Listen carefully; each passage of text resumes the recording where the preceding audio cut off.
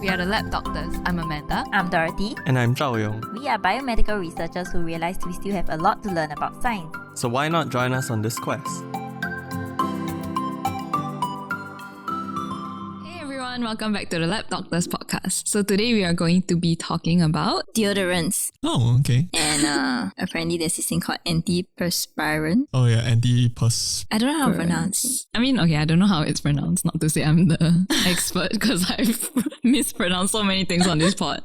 But I say antiperspirants. Yeah. Perspirants. I would say perspirants. Perspirants. Okay. The schwa sound is in the middle. Okay, so first, why do we sweat? Because our bodies are badly designed and inefficient. No, it's efficient. Heat management. Yeah, you need I it. thought you were gonna say. Oh no, I was gonna let you say it. Yeah, sympathetic stimulation makes you sweat to eliminate the heat. Yeah, correct. So your apocrine gland produces sweat, and we do have more sweat glands on areas like the armpits. Sweat contains fat and protein. Bacteria on our skin will then feed on this fat and protein, and that's what produces the bad smell. Wait, you didn't know this? Sweat has fat? Actually, I didn't know it. So I always thought it was sodium chloride and water. As in, I knew there were like proteins. And toxins. Yeah. Like toxins is protein, what? I meant about the bacteria, not about the fat part. I'm a bit mind blown by the fat part as well. I knew about proteins and bacteria. I didn't know fat. But now that I think about it, it makes sense because apparently platypus, that platypi, platypuses, they sweat their milk. So oh my god, it's kind of disgusting. yeah, but okay. it makes sense. It makes sense that there's fat. Yeah, I didn't go into like what kind of fat, But anyway, so do you all know how antiperspirants or deodorants work? They clog your pores, I think. And I think it's aluminium that does it.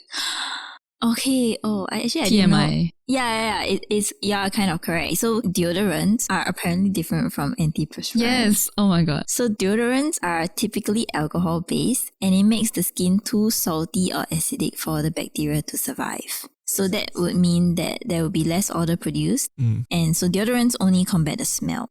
Whereas antiperspirants help with reducing underarm sweating, or like wherever you apply it, I guess. The main ingredient that does this is the aluminium salt that reacts with water in your sweat to form a plug that clogs the pores.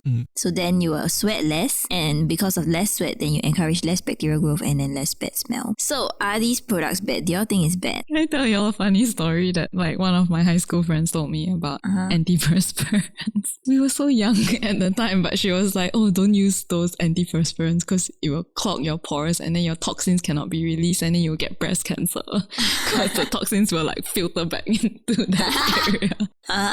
Yeah, not exactly true, but every time someone talks about antiperspirants, I always think about this girl telling me about how I will get breast cancer if I use antiperspirants. So I also thought it's bad because you're physically blocking your pores lah, which is like a natural process. It's like holding in your pee. It's not good for you, right? So because sweating is like what we said, the natural process of losing heat. So sweat also helps release toxins and biological waste in small amounts. However, this sentence by this particular doctor has convinced me otherwise. He just said, so Dr. Human Korozani from the Icahn School of Medicine at Mount Sinai said that other sweat glands throughout the body can compensate for that. But I guess also use moderately.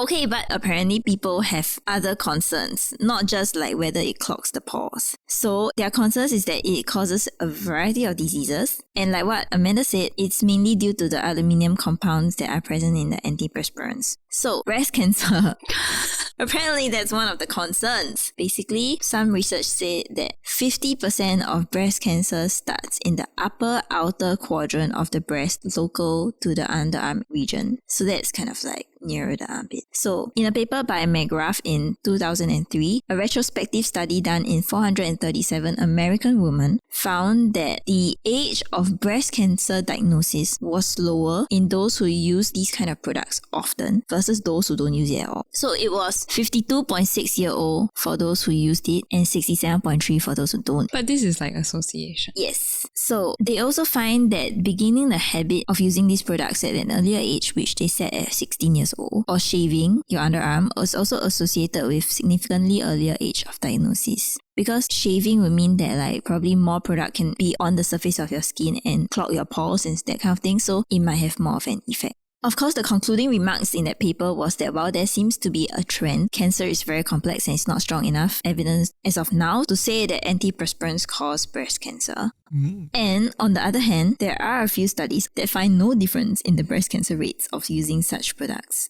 Plus, according to the American Cancer Society, healthy versus breast cancer tissues do not differ in aluminium levels. Okay, next disease, Alzheimer's. In 1960s, few studies found high levels of aluminium in the brains of people with Alzheimer's disease. So because of this finding, they suddenly questioned the safety of everyday household items such as aluminium cans, antacids, and antiperspirants. And I was just thinking about the Obesogenes podcast about how it's like almost every... Sorry. Did I say antacids? Antacids. Okay, but to refute that, actually, like, studies claim that aluminium salts aren't really absorbed into the body that well. And even if some is absorbed, it's in very minute amounts. And it's also very easily cleared by the renal system. So talking about the renal system, it brings us to the last concern which I found was kidney problems and dementia. Okay, kidneys and then dementia is also related to Alzheimer's. So dialysis patients were given a drug called aluminium hydroxide to help control high phosphorus levels in their blood. And then, because their kidneys are already not functioning properly, their bodies cannot remove the aluminium fast enough, and so it accumulates. And then they observed that dialysis patients with high aluminium levels were more likely to develop dementia. However, like, antiperspirants should only be a concern for those whose kidneys are functioning at 30% or less. So in a normal, healthy person, like, it should be not too bad. So other than looking at the possible diseases, some were concerned with certain chemicals present in this product. Any guesses? Parabens? Yeah, parabens. Is BPA the same as parabens? No, BPA is bisphenol A, is the thing in plastics. Alright. Parabens is correct. I'll go through paraben later because it will flow better, but... Sure. One of the ingredients is triclosan. Yes, also in a lot of soaps. Correct. So triclosan is also found in acne products because it's a bactericidal agent that is used to kill bacteria on the surface of the skin. However, one animal study, and I was like, ooh, animal study. But basically, it's done in tadpoles and frogs. So this study observed that with triclosan, the tadpoles had altered thyroid function. And thyroid function is associated with your body's metabolism and also like things like your day-to-day cognitive function. And it's also involved in brain development. So in the tadpoles, what they found was that small amounts of triclosan showed increased hind limb development and lower body weight. And I'm just thinking, I don't know how valid it is because we are not so close to a frog. But I think it's more because their skin is more permeable. Correct, I was thinking of that. So I don't know how much we want to listen to this. Maybe it's like a bit taken to the extreme because they also don't have fur, you know? Yeah. So fur probably affects that. Oh, imagine if you apply like these kind of products on the mouse, then you have to shave their fur. Or like use nude mice, you know? So I don't really know why they would use frogs, but maybe that's a norm for this kind of thing. Yeah, or I don't know. I think that's a question they wanted to answer without all the other complexity. Maybe. Yeah. So parabens and phthalates. Phthalates! PHTH. Yes, PHTHALATES. So these also seem to disrupt hormonal function, and specifically parabens affect estrogen while phthalates affect testosterone. In a paper by Darber in 2004, parabens were found in breast tissues in at least 18 of 20 samples measured. However, they were unable to discern if these parabens are absorbed from the skin or through other routes. And ultimately, whether this amount of paraben can cause any biological effect in humans. Also don't know. Importantly, the study didn't even compare whether parabens were found in healthy tissues. So it could be like the aluminium thing where it's like found just in healthy tissues also lah. Okay, and phthalates are typically present in any product with a fragrance because it helps the fragrance linger after it has been applied. So like what Amanda said, it's also in your body wash, shampoo, lotion, hairspray, and so blah blah blah. So, in a systematic review done by, I don't know how to pronounce his name, Radke, Radke in 2018, they found evidence of an association between exposure to different types of parabens and male reproductive outcomes. And that male reproductive outcomes includes anogenital distance, testosterone and semen parameters, and also time to pregnancy. And lastly, fragrance itself. So, sometimes we see fragrance on the products, right? So, it can also include phthalates, which is found to might have an effect. And that's all I found for now. There's probably a lot more things people would say. But yeah, just to start, like... Can I just say my opinion? Because this is something that I've researched quite in depth. And from what I've read, parabens and aluminium, while they are present in antiperspirants, I don't think the levels are high enough to affect people. At least the research hasn't convinced me yet. Yeah, the research not set in stone as in that they are saying it causes. Yeah. I guess my question is, how did people even come up with these formulations? You mean the product itself? Like phthalates, parabens, when they're making soaps or whatever, how did they ask the decide chemist? I want to put in parabens. Why, I guess? Do you think it's a trial and error kind of thing? I think so. Okay, so just in conclusion, basically, if you're really, really afraid, as in I think this research just, while there's certain trend, there's papers that refute it. But if you're really, really concerned, then look for these kind of products that are fragrance-free or paraben-free. And if you're cautious about antiperspirants, use aluminium-free. If not, maybe just try the deodorants because they shouldn't have aluminium in them. Yeah, I think if anything, I would rather use the deodorants. Or society should just change its expectations. We should all just be dirty people. Or just go wipe your armpit lah. Once in a while. Does it help? I think it'll help. It'll help. Really? If you wipe it, then you get rid of the bacteria on the surface and the sweat. Or with alcohol wipes. I mean, if you're really outside, just go toilet and wash a while lah. Right. There are other options. Oh, really? Yeah. Okay, so now I use this it's a cream-based anti-odorant. But it's called Nude, so NUUD. But it's silver particles that just... Is it aluminium? No, it's different. It binds to the negatively charged particles on bacteria. And then kills it? Yeah.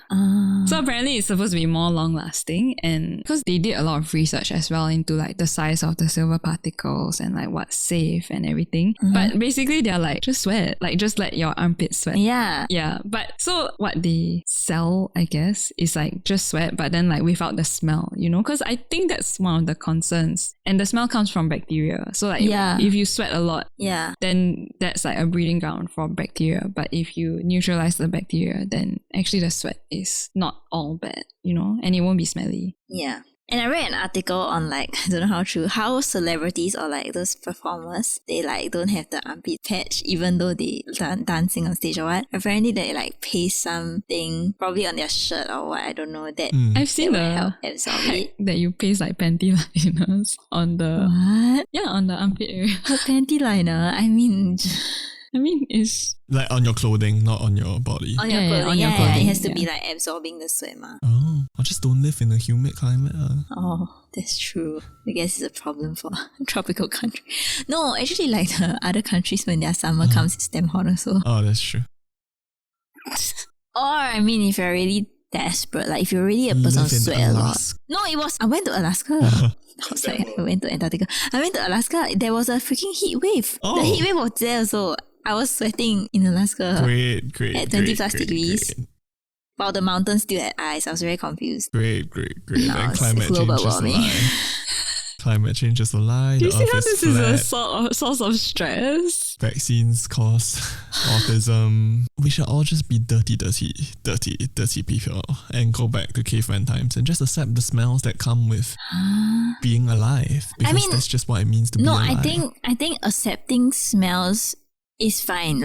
You shouldn't be a bit of smell. But if someone's really smelly, that's a problem also. No, it could be an indicator that there's too much bacteria. Yeah. It's not the person themselves, so you should be concerned. Yeah, but really? also it's then they just go home and shower. Yeah. No, so but it's not really a concern, is it? But there are some people who smell you don't like even more than... But it's your nose, I guess. It's your preference, isn't it? Yeah. There's some people who... There was one person that I thought was wow, after pee it was damn smelly. But then they have girlfriends and stuff and I'm why don't the girlfriends think they're smelly? I guess it's just they just like the smell. They just have different preference for smells, I guess. Yeah, so just sweat. And be dirty people. Don't be dirty, pigs. Just sweat. Didn't say pigs, I said people. I mean, just Pigs clean are yourself awesome. like once in a while. And as usual, subscribe to our YouTube channel and follow us on Spotify, and like and a comment would really help us out. You can also follow us on our social media, Instagram, Twitter, or Facebook, and feel free to DM us any questions. Alternatively, you can email us at thelabdoctors@gmail.com. We'll post the links in the episode description, so check them out if you're interested. Thank you.